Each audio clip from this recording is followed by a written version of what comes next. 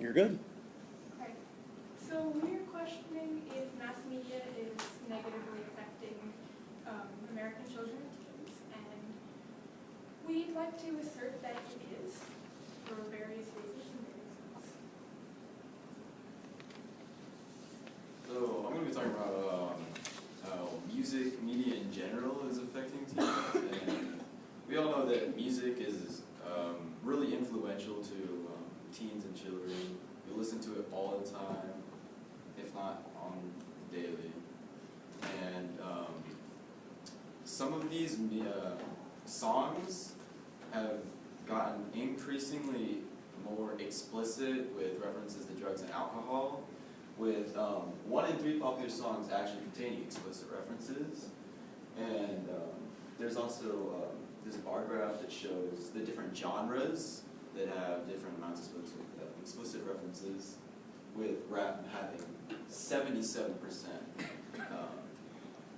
of explicit references. And also, music can actually have a really big effect on children's behavior.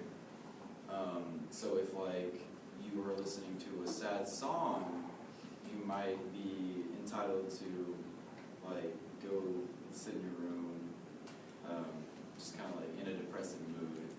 And also, one thing that I was looking at, I was really surprised by this with our research, or with my research.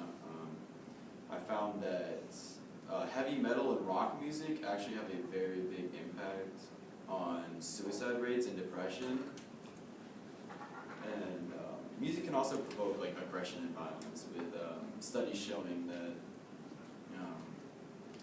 popular songs will actually provoke violence and aggression in children. It hasn't done this in the past decade.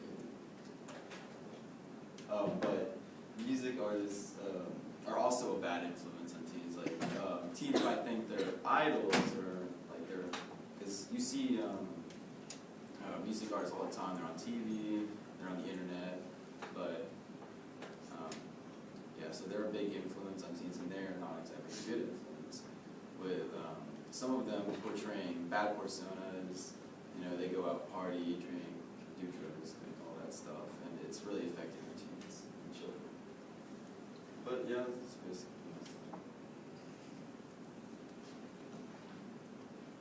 Violence in the media can also negatively affect the children and teens' behavior and the way they act.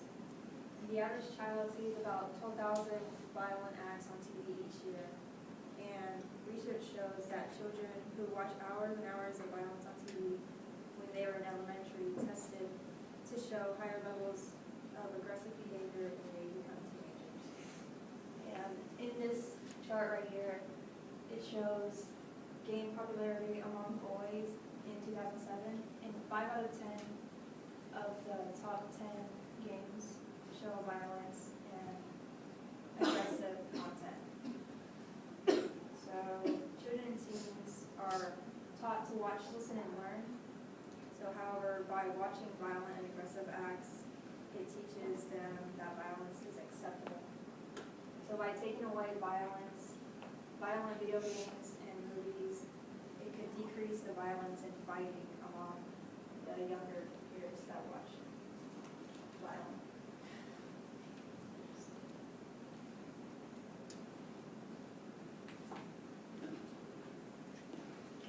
I had how like sports is negative on children and teens. Some athletes, or some like in the media, they'll portray some athletes negatively based on like their color or their gender. And female athletes, they don't get the credibility that they deserve, especially like in the WNBA and stuff. No one watches that, and if they do put it in the media, it's for like 30 seconds, and then kids and teens, they think that like girls and females, they can't do certain things that boys can do. It's really biased. I can't really see this chart. I'm trying to make it bigger, but it shows which sports get the most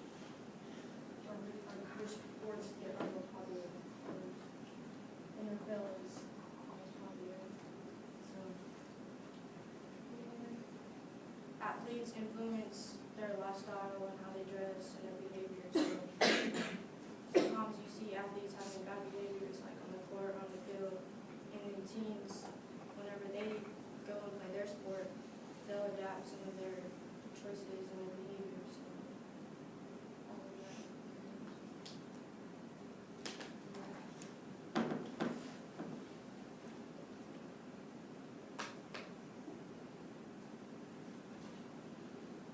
Okay, we've covered sports and violence and music, and then finally we'd like to talk about interactive media, which is part of mass media and how it affects children's socialization. And socialization in this case refers to how people, and in particular children, learn to interact in social settings. And what is acceptable or not. It's unfortunate that media, particularly interactive media, has such a profound negative effect on us.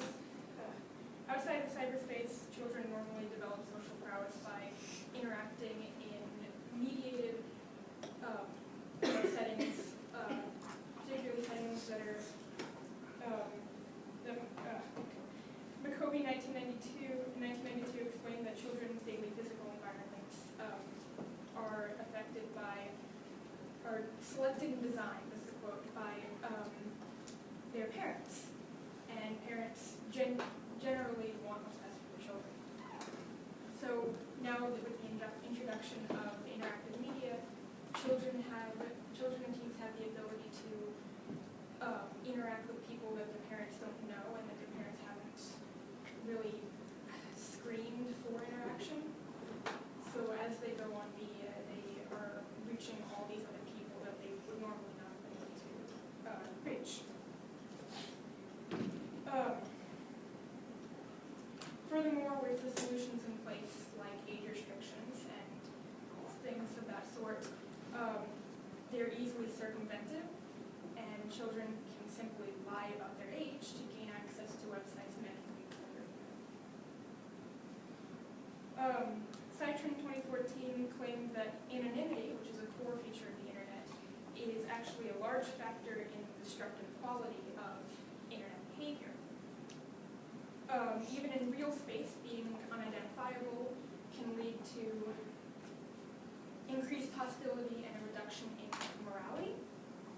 There's a study by social psychologist Philip Zimbardo where female college students were in a lab environment where they were led to believe that they were delivering shocks, electric shocks to women.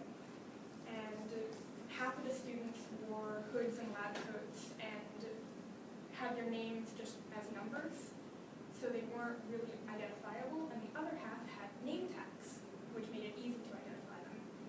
And it was found that the anonymous students delivered twice the amount of electric shocks to the subjects. So in cyberspace, even perceived anonymity can mimic this and decreases what has been called the moral circle.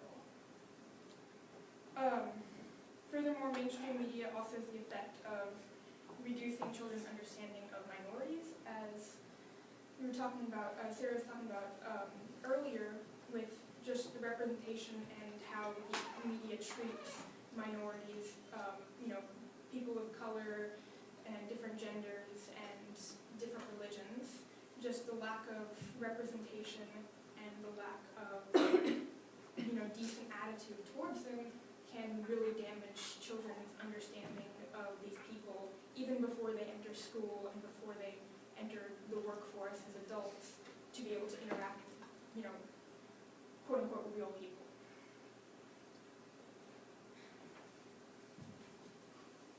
So combined, the aggression fueled by anonymity, the lack of understanding, and the increased exclusion of people all just has a very negative effect on children and teen socialization. And with upcoming generations who are growing up in the internet age where they've never known anything except that, it's very damaging as a whole.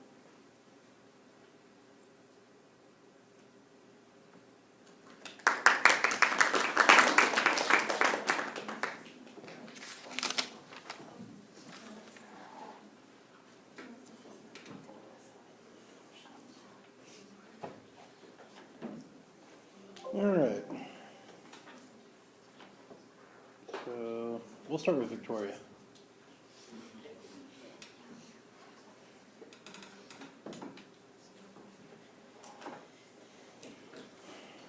Describe an argument from one of your peers' individual reports that made you think differently about your team's solution or conclusion. I think, can you ask the question? Sure. Describe an argument from one of your peers' individual reports that made you think differently about your team's solution or conclusion. Well, I like Kyle's topic on music media because he showed how rap and hip hop and all types of genres show that you it can lead to suicide, and it has violence like mine does. So Can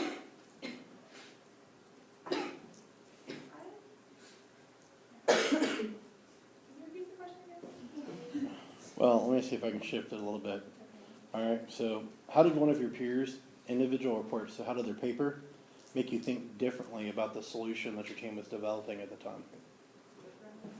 Yeah, how did it change how you thought about that conclusion that y'all were coming to about whether or not, media was something that, because we listen to music every day, so I didn't realize how much it affects some people. So Kyle's solution made me realize that it does affect many children and teens. okay. All right, we'll go with Elias next. Having finished your project, what, if anything, do you consider to be a gap in your team's research that, if addressed, would make you feel more confident about your conclusion? I think we definitely had a lack of addressing other viewpoints and other opinions. I know we did research on it where we looked at it, but we didn't really include it in our group presentation and our group, kind of overall conclusions. And I think that probably would have added to it a lot. Awesome. Okay, Sarah's next. Let's see. In what way did you improve your ability to work with the group because of this project? In what way did you improve your ability to work with the group because of this project? Well, we didn't really talk to each other at all, so.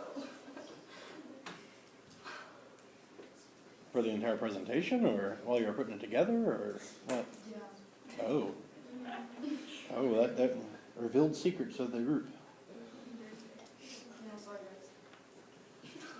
So sounds like the. So how did y'all collaborate then? How did y'all work together? So she talked a little bit. We just kind of let it float in. Yeah, because if we could see like what each other put, like each other's, and we could see. Okay, so interesting. Well, I won't ask the question about group discussion then. All right, so we'll go Kyle then. In the future, what change would you make to your group, and how would you expect that to improve the team presentation? Well, I think that a little bit more collaboration definitely helps. Because, it's all nice that, we could look at each other's stuff and build on our own ideas with theirs and come to a kind of conclusion. But if we can't come to, these same conclusion, because we didn't really discuss, a conclusion too much, we just kind of talked about it a little bit, and some of them were just a little bit different than others. But I think a little bit of